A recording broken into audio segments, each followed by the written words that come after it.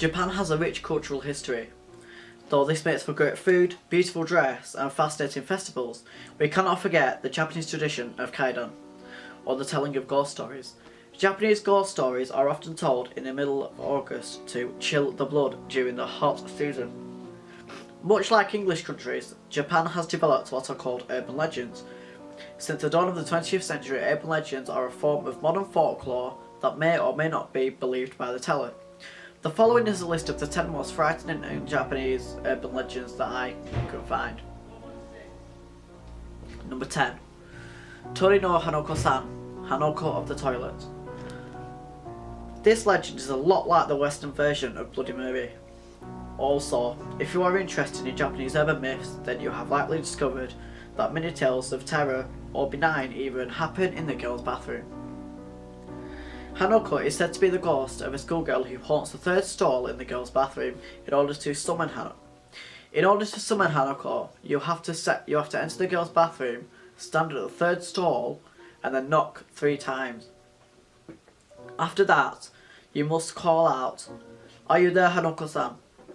If you hear, "I'm here," then you can open the door.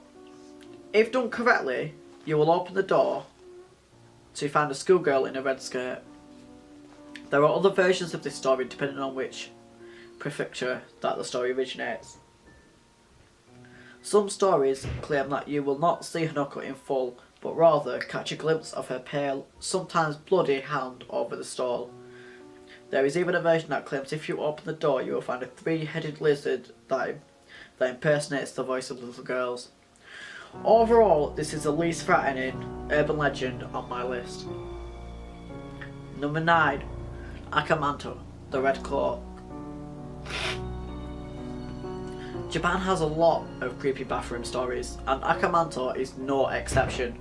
Legend says that if you are alone in the last toilet stall, you might hear a voice ask, "Red paper or blue paper?" If you reply, "Red paper," the bathroom door will burst open to reveal a cloaked figure who will then slice you in half, allowing for the blood to stain your clothing red. If you reply, "Blue paper," the cloaked figure will strangle you until your face turns blue. If you try to outsmart Akamanto by suggesting another colour, it will drag you to the netherworld.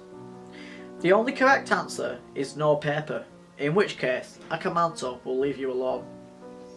Number 8. Kuchisaka Onna, the slit-mouthed woman. This story is particularly scary due to the fact that there are actual police reports of Kuchisaka Onna terrorising children in Japan, Korea and China as far back as the 1970s. The Kuchisaka Onna sports a Glasgow smile hidden beneath an inconspicuous surgical mask. Wearing a surgical mask in most Asian countries is seen as normal. The story behind her terrifying grin has been hotly debated. Some legends say that her face was mutilated as a result of a botched plastic surgery. Some claim that the earliest rendition of the story, however, appeared in the Han period, which said that a samurai slit his wife's lips because she had been vain and subsequently unfaithful. Regardless of the Kuchisaka Onna's origin, she is said to approach young people at dusk. She will walk up and ask, "Am I pretty?" If you say yes, she will take off her mask to reveal her slit mouth. Then she will ask, "Am I pretty now?" If you reply yes, the Kuchisaka Onna will take a pair of scissors and cut your mouth to look like hers. If you reply no, she will cut you in half. If you try to run, she will appear in every direction that you turn. Legend says the only way to escape Kuchisaka Onna is to reply, "You are average." Others claim that the Kuchisaka Onna can be confused if you throw candy or fruit at her feet. Another report suggests that she will become confused and walk away if you ask, "Is the child pretty?" or "Am I pretty?" Regardless, perhaps it is safest to be home at dusk. Number 7. Teka Teka. Japan loves onomatopoeia.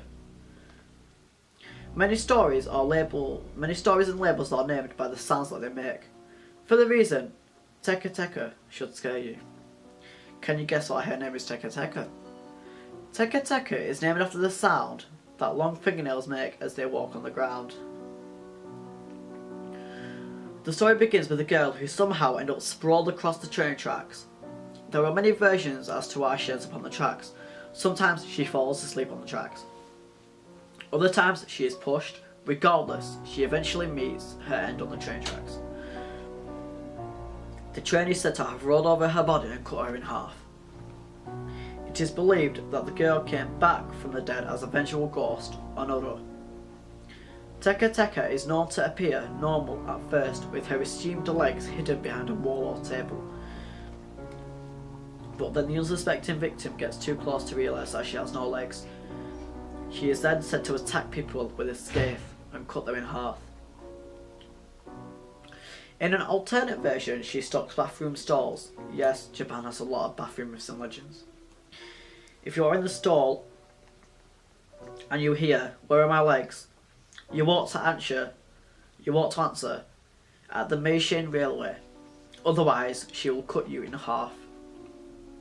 One thing for sure, if you hear the Teka Teka of fingernails on the floor, you should run.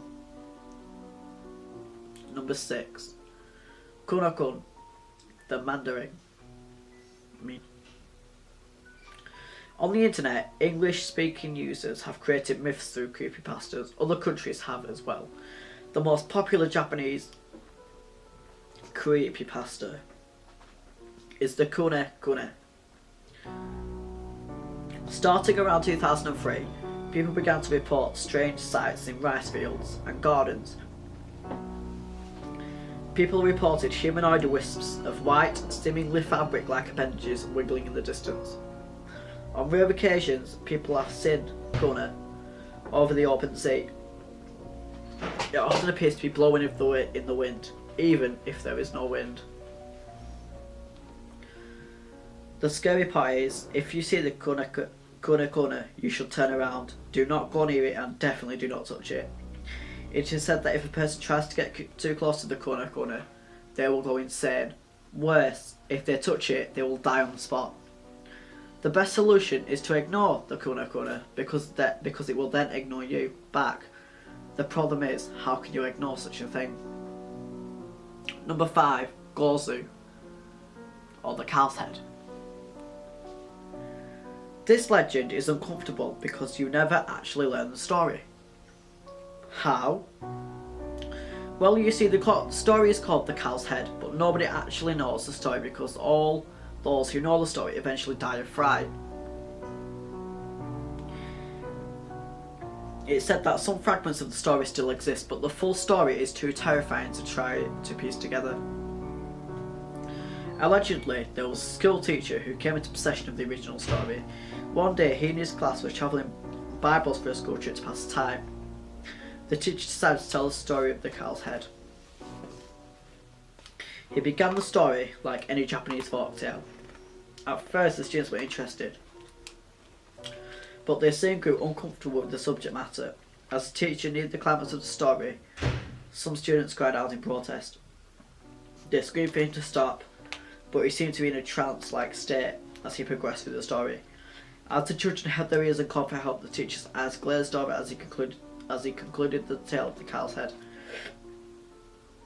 When he came to, the teacher was shocked to find the bus had landed itself in a ditch. The students had fainted and the bus driving was left slumped over the wheel, frothing at the mouth. Whatever happened to the teacher and the students is unknown, but one thing is for sure, none of them retold the story of the cow's head. Number 4, Dream School. There is a boy named Kay who suddenly found himself wandering around a school that he did not recognise. As he ventured through the corridors, he grew more and more confused. It was as though no matter which direction he took, the hallway would lead back around to where he began. Kay felt the need to find another route, so he kept down the hallway, turned left and then left again. He soon found himself in the music room, where he opened the door in the hallway He found himself in the girls' bathroom. Nothing made sense within the mysterious school. Then Kay heard the clock chime. He looked up to see the clock's hand swinging back and forth like a pendulum. Then Kay heard chomp, clomp, clomp, clomp, clomp, clomp. It was the sound of footsteps approaching him. Fearful, Kay turned around to see a set of stairs that led to the fourth floor. However, as Kay climbed up, he felt himself go down. When he reached the top, Kay had found himself on the first floor. Ahead of him, he saw where his teachers kept the classroom keys. There was a huge broken glass box which contained what Kay assumed was an important key. Yet the key was missing. All that was left was a note that read, "The key is in room 108. Clomp, clomp, clomp, clomp. Kay could hear the footsteps grow nearer. He instinctively knew which way to go, so he ran down the hallway and came away from whoever was coming for him. He then reached room 108. Kay opened the door to discover the lights were not working. He closed the door behind him and tried to pick out the details. All that he could see was the silhouettes of desks, chairs and book bags. Not long after, Kay heard the footsteps again. Clomp, clomp, clomp, clomp, clomp. Then whoever it was banged on the door. Boom, boom, boom. Though he was afraid, Kay opened the door. His heart nearly stopped as Kay stood face to face with the most gruesome thing he had ever seen. A mess of a disfigured student, limbs, torso and heads coagulated into one big, fumbling, ungracefully dancing creature. The film swayed back and forth as Kay witnessed the countless dead expressions of boys and girls brought together by the mysterious school. He screamed, then realising that it was a dream. But Kay never woke up. To this day, he still wanders the dream school, unable to escape, always running away from the creature. Legend says, if after a week you still remember the story of the dream school, then you will too join Kay and never wake up. Number 3. Akai Haya, the Red Room Curse. There is an alleged pop-up that asks the target, "Do you like?" in a childlike voice.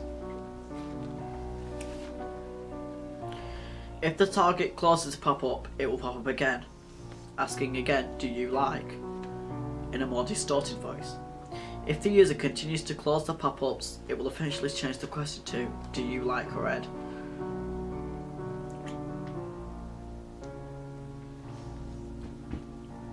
Again, if the user continues to close the pop-up will eventually complete its question and ask, "Do you like the red room?" A website will then pop up containing a list of people's names. The target's name is also listed.